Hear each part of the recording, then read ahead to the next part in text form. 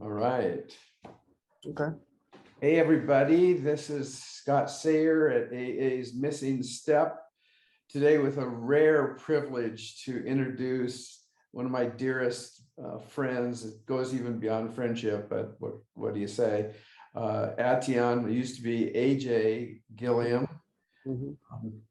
And he, well, just telling his story, you'll see about PC in the Hood and empowering at-risk teens and a whole bunch of other stuff that's going to inspire you to take the next step in your own life, to take a risk for what you believe is the right thing.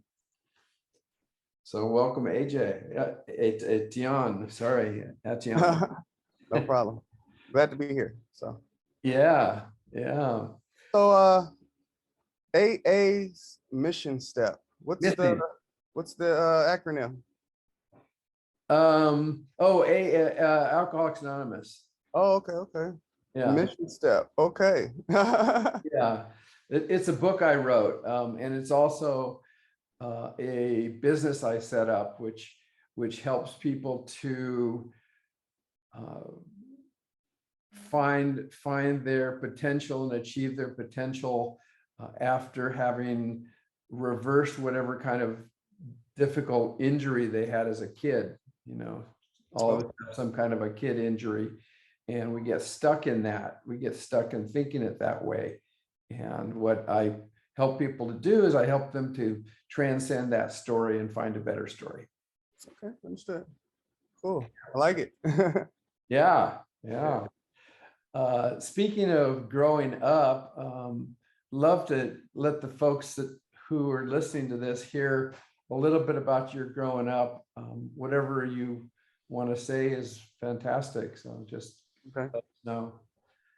Cool. Well, my name is Atian Gilliam, and I grew up in South Central Los Angeles, off of 107th and Normandy.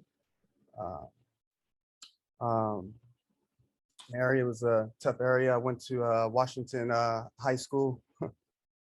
um, I grew up in I would say,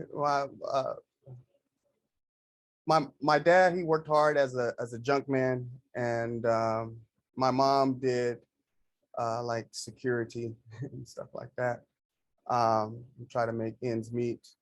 Um, my mom and dad were both um, impacted part of the whole crack epidemic that happened in the 1980s.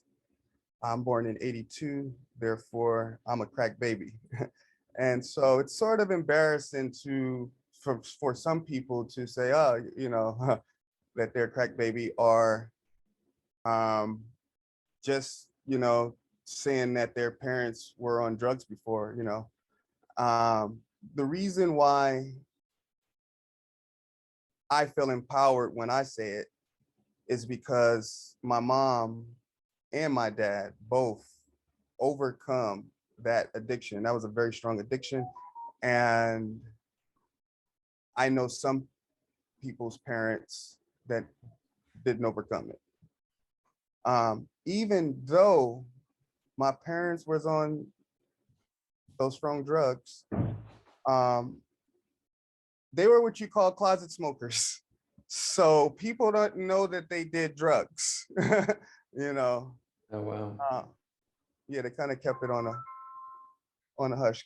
I don't know, am I getting too deep? I didn't really know, being that this is AA, this is about at risk, this is about overcoming.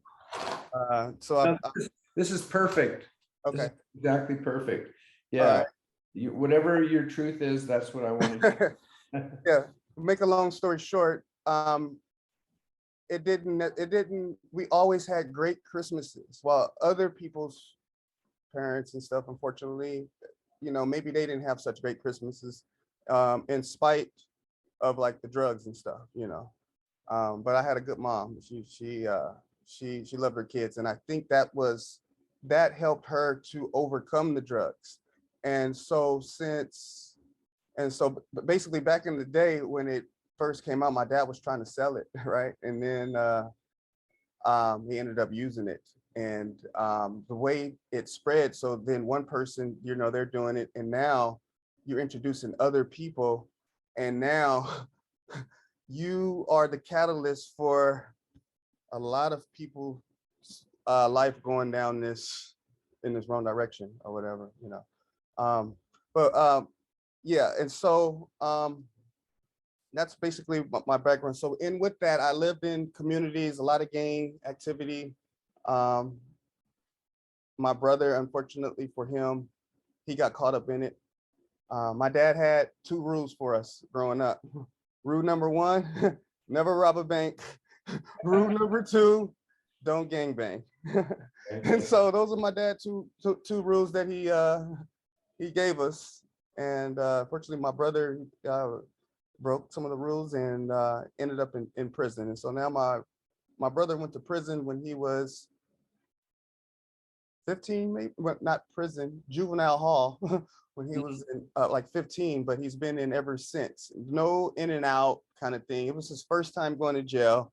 And they what you call, you know, they threw the book at him. We didn't have, being that we're a poor family, we didn't have any money to obtain a lawyer to help him. And so we had a public defender. And the public defender was like, you know, tell him to take the deal for the 20 years. And we thought that that's a long time. And that if he's telling us he didn't do it, and if he didn't do it, then why would we take this deal? Justice is going to prevail, and they're going to find out that he didn't do it, you know? And justice didn't prevail because he's still saying he didn't do it, and ended up giving him a life sentence. Wow. And so I was a part of that. You know, as far as, you know, that lifestyle. Like, I wanted to be a tough guy, right? I see these other people around me, like Big Cino, coming around, you know, with his gold Rolex chain and his low riders, his gold D's on his Cutlass, on his Cadillac. He's looking good, you know, the women liking him, you know. And we looked up to guys like that. We wanted to be like them, you know, because they seemed successful. We didn't have any role models to look up to say, hey, to show us something different, to show us another way of being successful, you know, because being successful is basically, if you're pursuing something that's good for you, something that you want to do, and you're actually doing it, you're successful right there. You know, that's basically success. A person that's made up in their mind that this is what I want to do, and you're actually doing it. Okay, I made up in my mind that I want to go to school and I want to learn to be a network engineer. And so now I'm going to school and I'm trying to become a network engineer. I'm studying for my CCNA, and that's what I'm pursuing. And so now you're reading, you're logging into virtual switches, and you're learning about net mask and subnetting, and you're learning about layer 2 and layer 3s. You learn about all of these different things related to networking, and you eventually become a network engineer if you don't faint. If you continue to go forward, you continue to go straight, you won't faint, and you'll make it happen. You know, because our minds are powerful. What you can conceive with your mind, you can achieve. So that's me. So I bought my first house when I was 25 years old. Let's hold on, AJ, or Etienne, sorry. Let's back up to that time where the change point with PC in the Hood and that whole thing. Oh, yes. Because so yeah, so skipped over that a little bit. Yeah, so living in South Central, me and my friends, we were walking our pit bulls. So we were in the pit bulls back in the day. And we were walking our pit bulls down Western Avenue. We used to walk our dogs far. So like from Western all the way to my friend Kevin's house off to Vermont. And so we were walking far. And so one day we were passing up this computer shop called PC in the Hood, you know, and we didn't know, we we were interested, you know, and so like, I guess we were like looking in the window and looking in the door, and then here comes Scott come out and introduce himself to us, and he actually let us come in. We're like, wow, he letting us come in. We got dogs and everything. Like he didn't care. It was really cool. And you know, it was a lot of us too. And so it was like 5 or 6, I would say 6 at the least, the minimum. Young Black teenagers that he just allowed come into his business. And we're just walking around in here freely. He had all kind of stuff in there, and you know, a lot of expensive laptops and hardware and things like that. And my god brother Brian he was artistic. He had skills as far as drawing, and he could have did a lot of good with his life. And Scott showed him how to use Adobe Photoshop. And so Brian was just really excited about the whole Adobe Photoshop, you know, and he eventually he created the PC in the Hood logo. And Yeah. so Yeah. he created this mural, and then he put it on the window, and it was beautiful. Brian had skills. Unfortunately, now Brian's in jail for life. Mhm. And so he's not getting out, and he's not using his skills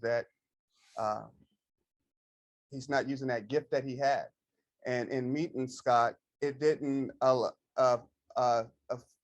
change him the way that it changed me, because as far as, I guess, in our hearts, what we wanted in life, and also distractions, I would guess too.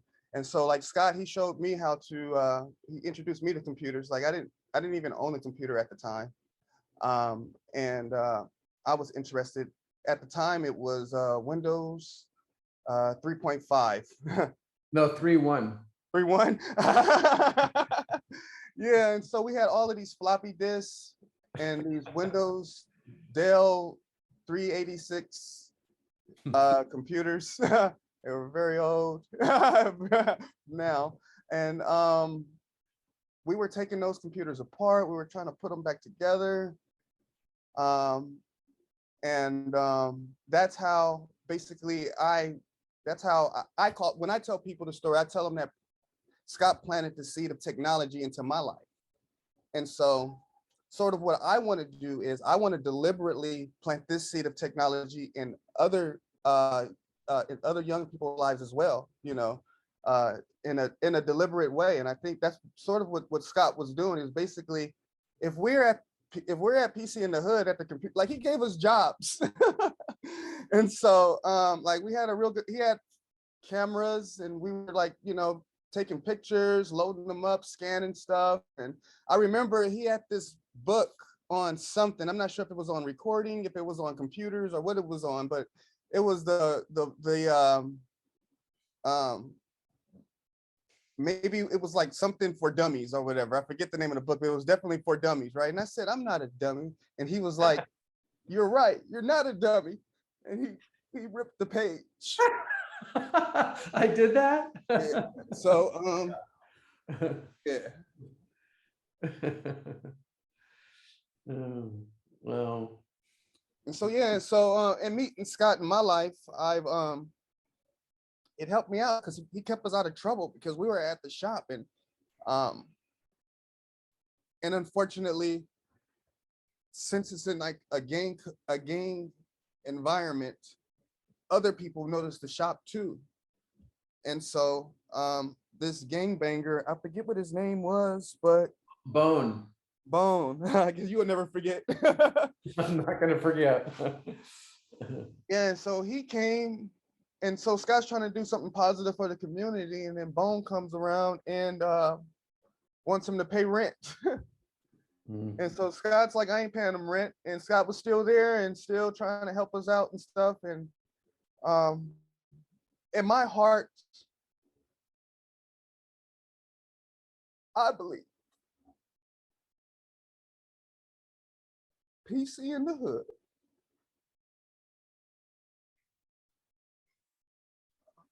was for me. That's what I believe. And I know that when you started that business, it seemed like a train wreck. I know it wasn't good for your relationship and stuff. I know that's personal, but I know you still did it, and if you didn't do it, I wouldn't be here today doing what I'm doing. So that's why I want to teach the youth technology so they can pursue a career in IT and obtain a career and keep it and live a successful life. That's what I believe is what PC in the Hood was for. It was to evolve me. It was to change my direction. Because as you see, as my brother, my god brother, they both in prison, and that was where I was going to be headed. But if it wasn't for you, I wouldn't be where I am now. And so I'm a senior Linux system administrator. I've been in this field for over 14 years. I started out with no experience. I was a security guard working at Herbalife, seeing these people go in and out these elevators with their key cards. In my mind, I'm like, man, I wonder what they're doing upstairs in these offices. And I wish I had a key card. And one day I be in, before I had got my first job in IT, I applied for a lot of jobs. And I didn't have any confidence in myself, because a lot of times a person's speech, you mispronounce words, people, they judge you and think you're not as smart as you are. And if you allow people to penetrate you like that, it will cause you to have low self-esteem, cause you to feel like you can't speak. And when you try to speak, you slipping up, you tripping up. Even worse. And so, yeah, I was at Herbalife as a security guard. I always wanted to, I was just ambitious, and just wanted something better for my life. And applying for all of these jobs. Just had a son. Nobody want to hire me. I'm willing to work any job. I tried to become a janitor at Kaiser, and I made it to the third interview. Wow, I feel good about this. I'm about to get this job. And they say, you're not qualified. I wasn't qualified for a janitor's position. And I feel like in fact, I was overqualified for that job, because if they would have hired me, I would have been loyal to them. I would have been on this job all of this time, making a minimum wage. And that's just not what God had in store for me. That's not what he had planned for me. And I just got to the point where, I know I'm not going to get the job, but you know what? I'm just going to apply. And so that was bad thinking. It's going in the gate thinking that I'm not going to get it, but that's how I felt because of all of the denial letters that I was getting, all of the unfortunates, those affect a person, especially when you're trying to do something good for yourself and you seem like nothing's good is going to happen because of all of the results. But my mom, she said, son, because I was going to go to this other janitor school to be a janitor at a school district. And my mom said, well, you're too smart for that. Go to trade tech with me. And so I went to trade tech with my mom, and I didn't do good in the first semester. And the second semester, I went back and I changed my course to computer information systems. And I was on the dean's list 3 times in a row. In high school and junior high, I did not apply myself. I did not want to ask questions that I was unsure about. I didn't want to raise my hand, and that's what really affected me, not being concerned about what other people are going to think about my question or what I don't know. Oh, you don't know what 6 times 6 is, and no, you don't know this, and just didn't want that embarrassment. But when I got to college, I didn't care about that. Junior college, or but I didn't care about that. I raised my hand, I asked those questions, and I was horrible at math. But at junior college, I was getting A's and B's, straight A's and B's, and I've never done that before because I applied myself. I was ready. I was a different kind of mind. End up getting this job at Lunar Pages. My CTO, her name was Lee Coleman. She's a great woman. She helped me out a lot. And when I interviewed with her, I knew I probably wasn't going to get the job. And I showed her all of my certificates for my being on the dean's list. It looks looks like she didn't even care. She just flipped through them. And 7 days go by, and I didn't hear anything from them. And then I get a call from somebody, and they were like, "Wait, we've been trying to reach you," and I got the job. And so